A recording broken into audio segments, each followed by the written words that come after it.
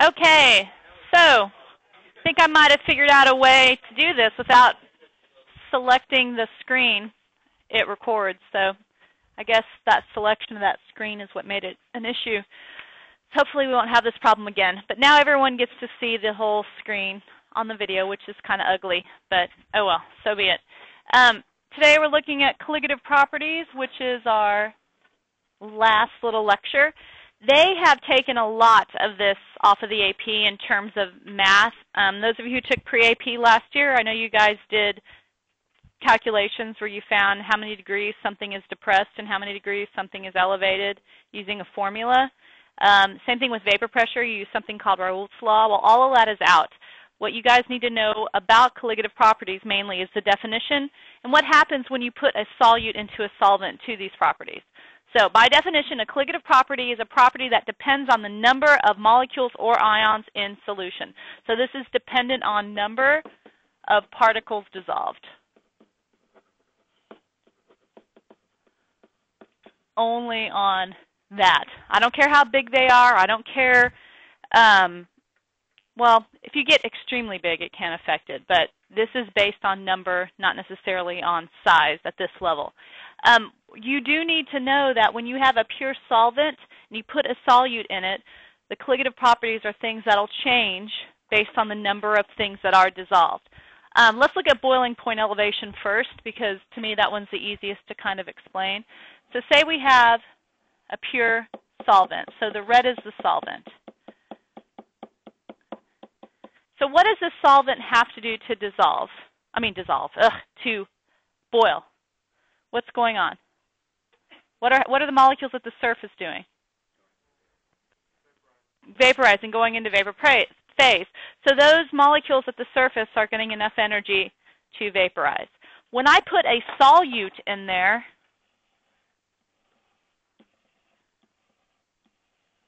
what does that do to those particles trying to vaporize? Right, it makes it more difficult. It kind of impedes them from getting to the surface, right? What else does it do? Blocks them, which is the same as impeding. Someone brought up an interesting thing. Wouldn't that cause extra intermolecular forces, more electrons? Yeah, possibly, maybe a little bit. So these little molecules impede those near the surface from going to vapor phase. There's also a few more IMFs. Now that's not going to be the primary thing that's going on. There's actually a lot more to this thermodynamically, and after the AP, when you take it and you've already gotten all the thermo you're going to get, I actually know a different explanation, totally thermodynamically based, which I'll share with you, but right now you guys aren't ready for it because you don't know enough thermo yet. But all you really need to know is that when you do put that solute into the solvent, what happens to the boiling point then? Boiling point is elevated. Why? Well, we need more energy to get in there to excite the molecules enough to get out into vapor phase because of those extra solute molecules kind of impeding the whole thing. All right? Again, not the best explanation. It's a lot more to it than that. And that's kind of why they took it off the AP, is because our explanations are too simplistic at this point. So how does that then affect vapor pressure? If I have a pure solvent, it has a certain vapor pressure. If I put this solute in there, it's going to impede and it's going to do what to the vapor pressure? Lowers it. Aren't less molecules getting into vapor phase with a solute in there? So that means the vapor pressure is lowered. So those are the easiest ones to really kind of recognize. Freezing point is depressed, and you need to know that. Boiling point's elevated, freezing point's depressed. If you think back to that picture, and I really like that picture of ice way back when, remember when it was all lined up? We're looking at the types of solids, and it was a molecular solid example they gave, and it had ice and had totally lined up with all the spaces. Do y'all remember what I'm talking about? It might be worth showing you real quick, if I can get there in the next hour. Boop, boop, boop, boop. Wow, we did a lot since then. Still going, still going. Oh, we're almost there. Oh, and now I'm not even touching it. Stop. Is someone searing somebody? No? All right, so this was an example of ice. So you see how well these molecules have to align appropriately to get this crystalline structure? If I put solute in that, what is that doing? It makes it difficult to align, right? So in order to get those molecules to align even further and to maybe direct these guys to be here instead of being in the way, we have to slow those molecules down even more to give them that opportunity to slowly turn and appropriately align. So to slow them down, lowering the kinetic energy, what happens to temperature? Temperature decreases. So that's why freezing point is depressed when we put the salt into, or anything, any solute that dissolves into a solvent. Okay? So the way to remember, I want you to take your hands. Let me get to the right slide. Stop. If it goes on the right slide, I'm going to be like stunned. Nope.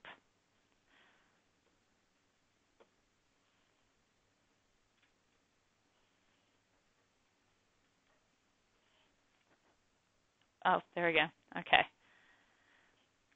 So if you think of a solvent having that freezing point, or this is boiling point, and this freezing point, we put a solute into the pure solvent, the range increases. So take your hands and go like this. You've got boiling and freezing. When you put a solute into it, what happens? Okay, that visual is going to help you a lot.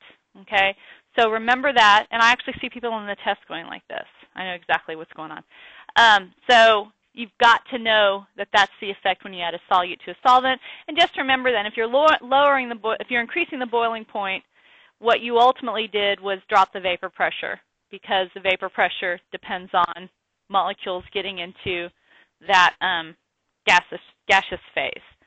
Now let's talk a little bit about another thing they're going to ask you. They'll ask you questions like this. If you have 1 molar glucose, meaning you have a mole of glucose in a liter of water, and then you have a mole of sodium chloride in a liter of water, which one of those solutes is going to have a greater effect on the boiling point, freezing point, and vapor pressure on any colligative property? This is very important. The key is number of molecules or ions. Which one has a greater effect? It's not based on size.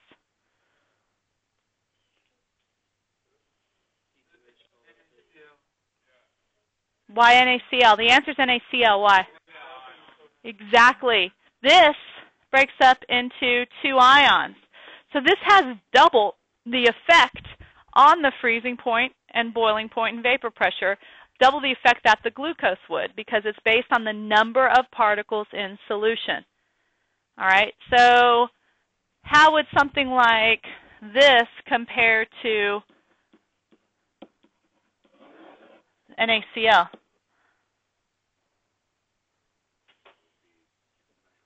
It's an ionic, so when it dissolves, it splits up. How many ions does this make? 4 ions. 2? Where y'all getting 2 from? 3 sodiums and 1 phosphate. 4 ions. Okay, so that's going to even have a greater effect. So a lot of questions you'll be asked to pick which solute is going to change one of the colligative properties more. All right, if it's a molecular solid like this, a covalent compound that dissolves, it's going to have an effect, but not as much as these ionic compounds that break into even more particles. Now, one thing I want to mention is looking up at this statement that the particles will affect as long as they are not volatile. Why would those not affect the solution's colligative properties to the same extent?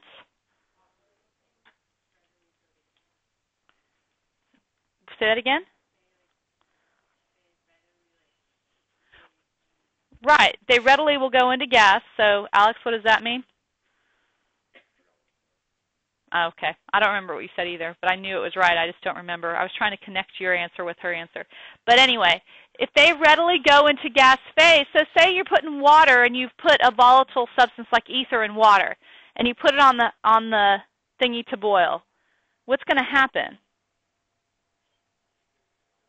Ether leaves way before water ever even reaches its boiling point, okay? So these volatile substances will get out of solution quickly, so their ultimate effect on these solvents, is not going to be as intense or as consistent as when you have these dissolved ions or molecules, okay?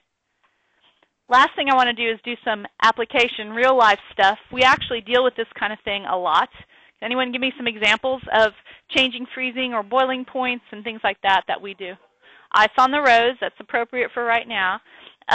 We put salt on the road for a couple, sometimes they'll do sand for traction, but if they're doing straight up salt, they are putting it to do what? Decrease the freezing point. So if it's already frozen, you put the salt on, and depending upon the temperature, sometimes it won't melt it if it's that cold, but usually it'll create a situation where it will melt what's there.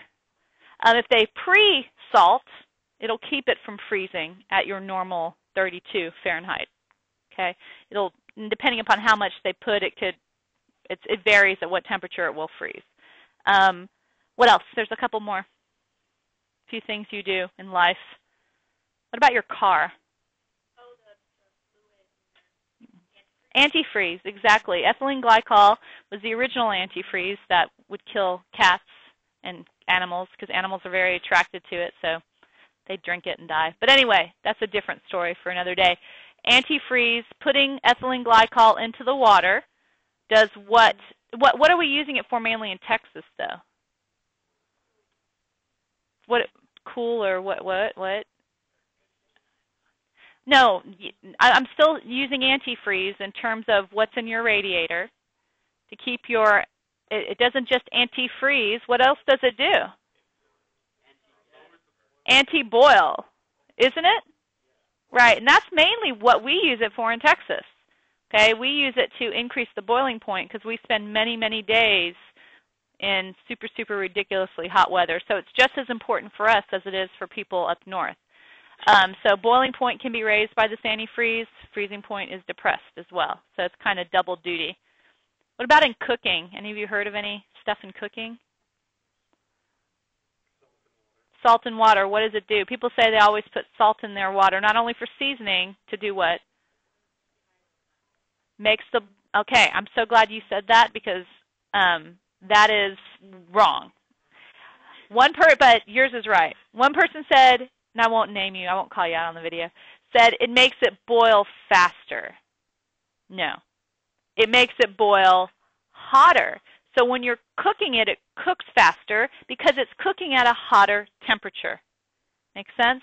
It actually doesn't increase the rate of boiling. It kind of actually slows it down because you need more energy and it takes more time to get to a higher temperature before it boils. But it will cook it faster. And we're not talking about extreme stuff. I mean, this is really, really minimal. Okay.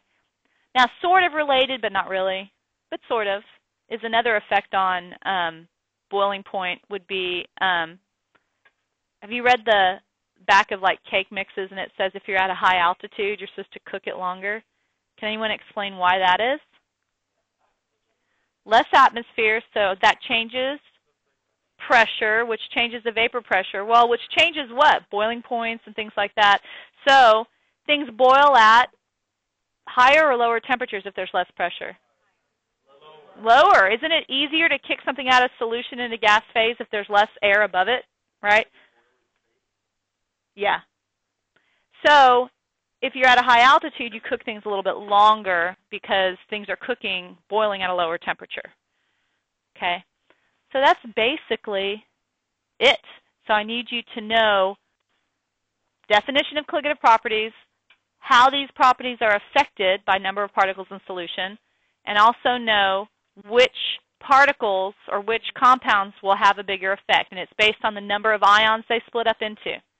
Okay? So pay attention to problems if they offer ionic compounds, the number of particles they'll split up. Got it? All right, that's it for the day. That's it for the unit. That's it for the year. Ooh, I got